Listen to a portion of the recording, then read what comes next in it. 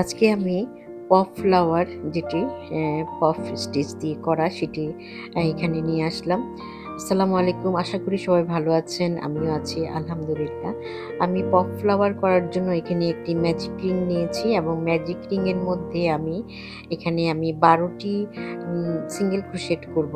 এই যে আমি এখানে ১২ টি সিঙ্গেল ক্রোশেট করছি। ১২ টি ক্রোশেট করার পর আমি এই যে এখানে আমি সম্পূর্ণ শেষ করে নিয়ে আসলাম।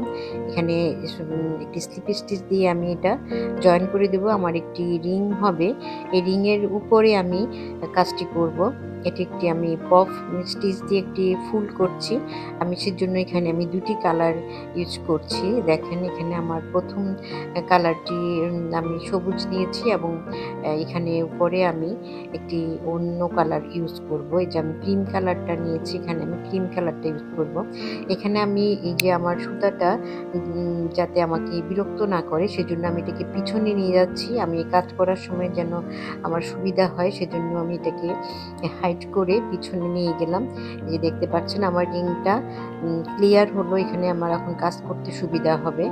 আমি যে পিছন থেকে উম নিয়ে একটি চেইনের মধ্যে এই যে আমি ২য় সুতাটা জয়েন করছি।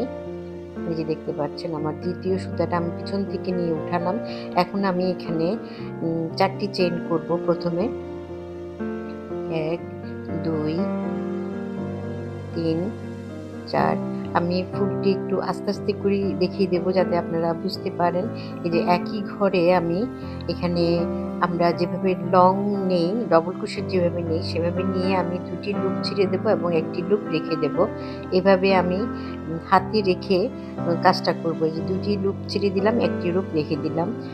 লং এর মতো করে নিয়ে একটু উঁচু করে লম্বা করে নেব আমরা। এই যে এখানে দেখতে পাচ্ছি আমি এক ঘরে ৩ টি ডবল ক্রোশেট করেছি এবং পাশের ঘরে আমি ওই হুকগুলো হাতে রেখে দেব এবং পাশের ঘরে এখন আমি ডবল ক্রোশেট করে এভাবে একইভাবে ২ টি লুপ ছেড়ে দিয়ে বাকি লুপটা আমি ধরে রাখবো। এভাবে আমি ৬ টি ডবল ক্রোশেট এখানে করব। একটা ফুলের মধ্যে, একটা পাপড়ির মধ্যে আমি ৬ টি ডবল ক্রোশেট করে নিয়ে আসছি। এই যে আমি এখানে ৫ টি করা হয়েছে আমার। এই যে ৬ নাম্বার ডবল ক্রোশেট আমি করছি। এখন আমি একসাথে পুরো সবগুলো লুপ ছেড়ে দেব এবং একটি চেইন দিয়ে জয়েন করব। এই যে দেখতে পাচ্ছেন। তারপরে আমি ৩ টি চেইন দিব। ৩ চেইন দিয়ে আমি যেখানে যেই চেইনে কাজ করেছি তার পাশের চেইনের মধ্যে আমি একটি স্লিপ স্টিচ দিয়ে জয়েন করে দেব। এই যে দেখতে পাচ্ছেন আমি পাশের চেইনে একটি স্লিপ স্টিচ করে জয়েন করে দিয়েছি। এই যে আমার হয়ে গেল একটি পাপড়ি হয়ে গেল এখানে। এই যে একটি পপ ফ্লাওয়ার সেটার একটি পাপড়ি হয়ে গেছে। এখন আমি ২য় পাপড়িতে যাচ্ছি। একইভাবে আমি ৪ টি চেইন করব এবং ১ম এই যে এখানে যেখানে চেইন করলাম সেই একই জায়গায় আমি ৩ টি ডবল ক্রোশেট করব এবং ২ টি লুপ ছেড়ে দিয়ে বাকি লুপটা ধরে রাখবো। একইভাবে আমি আরো ৩ টি করব। ১ম ঘরে আমি ৩ টি ডবল ক্রোশেট চেইন করার পরে ৩ টি ডবল ক্রোশেট করলাম এবং পাশের ঘরে আবার আমি ৩ টি ডবল ক্রোশেট করব। যেভাবে আমরা ডবল ক্রোশেট করি সেভাবে নেব একটু লম্বা করে এবং হাতে লুপগুলো রেখে দেব। আমি ৬ টি লুপ এখানে ৬ টি ডবল ক্রোশেট করার পরে ৬ টি লুপ আমি রেখে দেব এখানে হাতে। যে আমি দেখতে পাচ্ছেন আমি এখানে ৬ টি লুপ আমার রেখে দিয়েছি এবং আমি একসাথে সবগুলো পরে টেনে নেব। এই যে একসাথে আমি সবগুলো লুপ এখানে টেনে নেব। এই যে এভাবে আমার ২ টি পাপড়ি এখানে রেডি হয়ে গেছে। একইভাবে আমি ৩ টি চেইন করে লাস্টে পাশের চেইনের মধ্যে জয়েন করে দিব। তাতে আমার একটি পাপড়ি সম্পূর্ণভাবে শেষ হবে। এই যে আমার এখানে ২ টি পাপড়ি হয়ে গেছে। এভাবে আমি এই রিংয়ের মধ্যে ৬ টি পাপড়ি করব। এই যে ২ টি পাপড়ি আমার শেষ হয়েছে। আমি তারপরে বাকি আরো কিছু পাপড়ি করে ফিরে আসছি। এই যে দেখতে পাচ্ছেন আমার এখানে ৫ টি পাপড়ি হয়েছে। আমি লাস্টের আবার পাপড়িটি আবার একটু আপনাদেরকে দেখিয়ে দিচ্ছি আমি কিভাবে করলাম। এই যে আমি প্রথমে ৪ টি চেইন করে নিয়েছিলাম।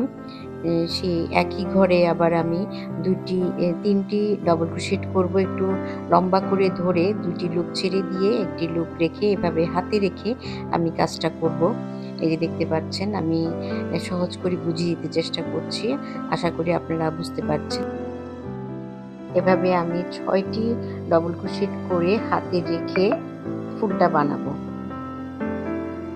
এই যে দেখতে পাচ্ছেন আমি লাস্টের ফুলটা আবার আপনাদেরকে বানিয়ে দেখাচ্ছি যাতে আপনারা বুঝতে পারেন।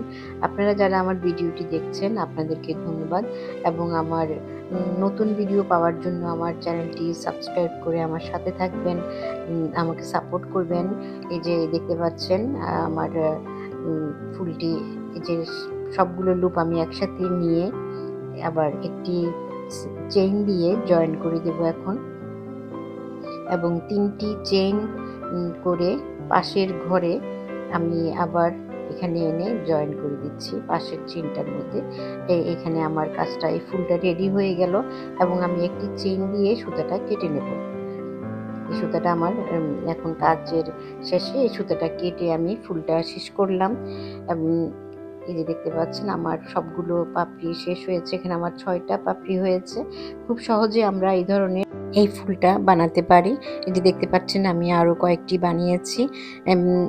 মেয়েদের ছোট বাচ্চাদের বেবি ফ্রগে বা ক্লিপে আমরা এই ধরনের ফুল ব্যবহার করতে পারি। এই যে আপনারাও ইচ্ছা করে চাইলে খুব সহজেই এটা বানিয়ে ফেলতে পারেন। আজকের মতো এখানে শেষ করছি। সবাই ভালো থাকবেন। আল্লাহ হাফেজ। আসসালামু আলাইকুম।